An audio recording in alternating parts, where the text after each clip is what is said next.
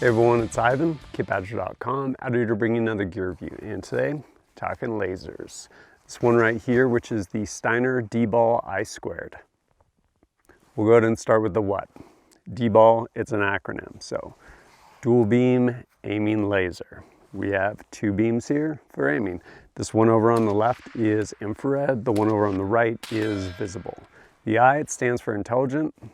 Not really sure where that comes into play, but we'll go ahead and talk about kind of some of the features of this unit. On the left side of the unit is the infrared laser. It is a class 1 laser. It's limited to 0.7 milliwatts. Over here is your visible laser. This one happens to be green. They also offer it in red. This one is class 3A, I believe it is, about 4.4 milliwatts. So if you're curious, kind of different classes, different power output, what it comes down to is blink reflex at the end of the day. So this visible one, higher output, it can potentially damage your eye, but it's also visible. So if someone shines in your eye, you'll blink, you'll look away, something like that. With the infrared, you won't see it, you won't know it's shined in your eye. That's why it's actually limited to a lower power versus the military stuff, which is actually significantly higher. But right here, infrared, visible laser. On here, basically the top and the left, top and right, you have your windage and elevation for making adjustments. And then right here, you actually have a button. When you go ahead and press this, depending on what setting you are, it'll activate that laser. And then on the back here, we have a place where you can plug in your switch. I believe this pressure pad's made by Insight. And then over here is your actual switch to toggle back and forth between different settings, going from high and low on both the visible side as well as the infrared side. The unit measures 3.5 inches by 2 3/4 inches by 1 3/4 inches. Weighs approximately 7.2 ounces. It's made of 6061 T6 aluminum and mil-spec hard coat anodized. The unit is powered by a single CR123 battery. It actually feeds in from the front. Take this cap off to replace it. Personally, I'm not at all a fan of that battery location, namely because the way this is set up, ideally you have this thing at 12 o'clock on your rifle, on your rail, as far forward as you can usually. And being at 12 o'clock, basically it puts both these laser emitters on either side of your potential front sight post. With that said, if this thing is far forward and you have a backup iron sight on there, I do not on this gun, I just have an optic with a backup laser for visible or IR. But if you have a backup iron sight on there and this is far forward, basically you're usually having to remove the unit to actually swap the battery or remove your front sight, if it's removable, to be able to get the battery out of there. Not my favorite setup, but that's where the battery is. As far as burn time, continuous on IR, they say about 5 hours. I don't know. Haven't kept the thing on for 5 hours under knots. I will say, as far as the VIS laser, it just murders batteries. This one happens to be green, and in fairness to Steiner, I think they were kind of the first people to come out with the visible green laser. And the technology at the time, pretty rough, like really drains batteries. I think they've probably gotten better over time. But again, visible green or visible red. Visible red, you're gonna get basically longer life out of your batteries. Has something to do with the laser, basically doesn't drain as much power comparatively to the green. But that green one kills batteries. Having said all of that, what has been my experience with this DBAL-I2? Well, I was able to use it at a 2-day advanced night vision course with Coy Valdar Incorporated. During that, I used it a lot. Really awesome course, and one of the things that it really emphasized was basically switchology. So having all of your switches, knowing where they are, and manipulating them. And the way this was reinforced was by actually going through and running drills, activating your laser during the day as well as during the night.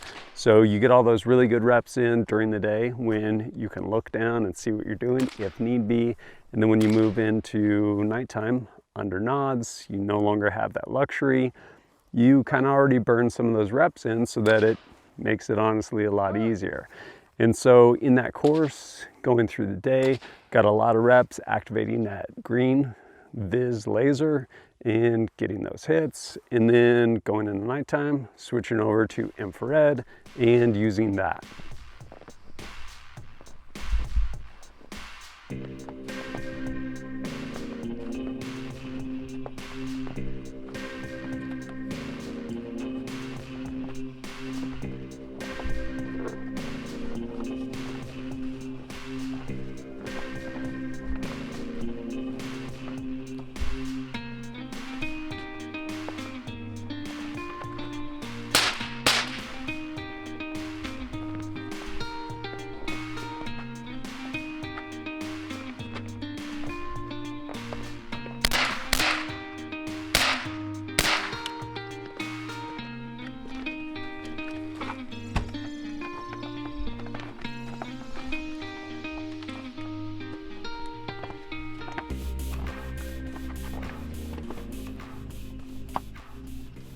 Coming away from that training, definitely really enjoyed it, got a lot out of it, and this did a pretty good job for me.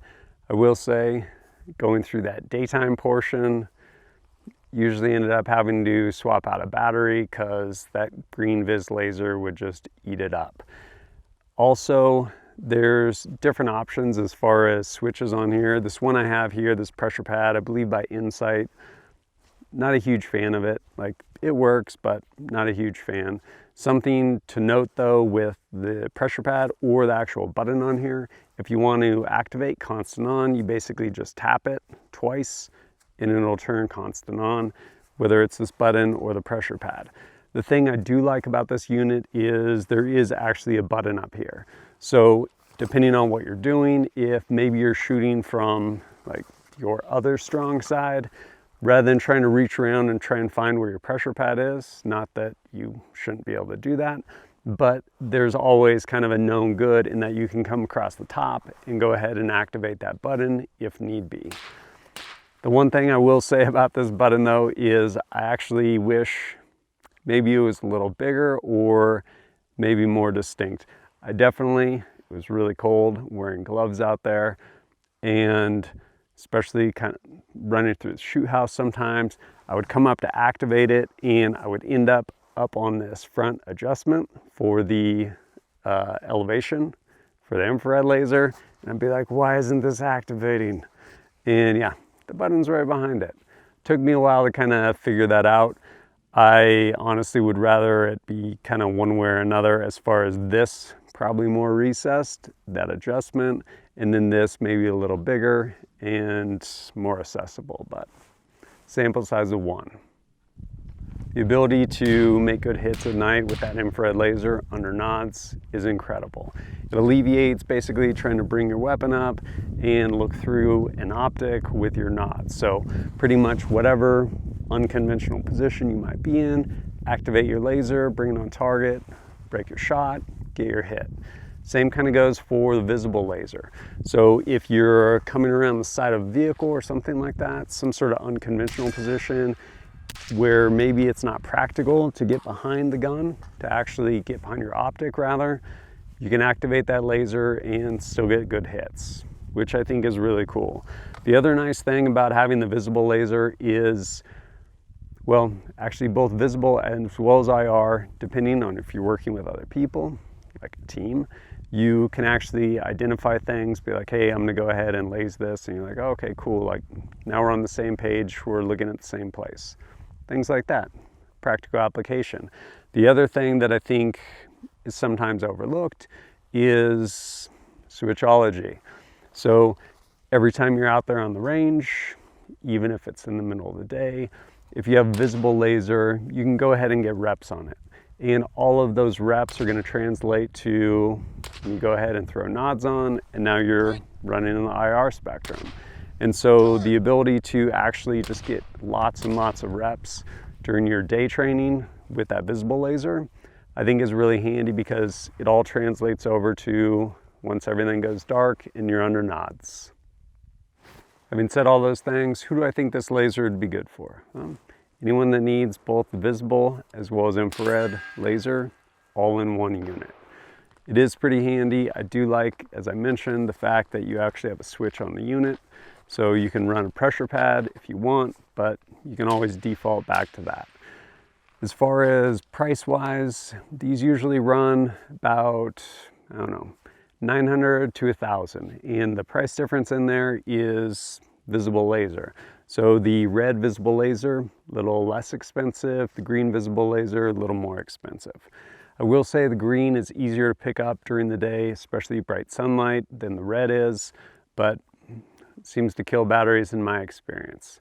Again, sample size of 1, and this unit, I don't know, probably at least a good 5 or 6 years old, so maybe the technology has increased. The other thing I will mention though is, with respect to this, it's an aiming device, VIS as well as infrared.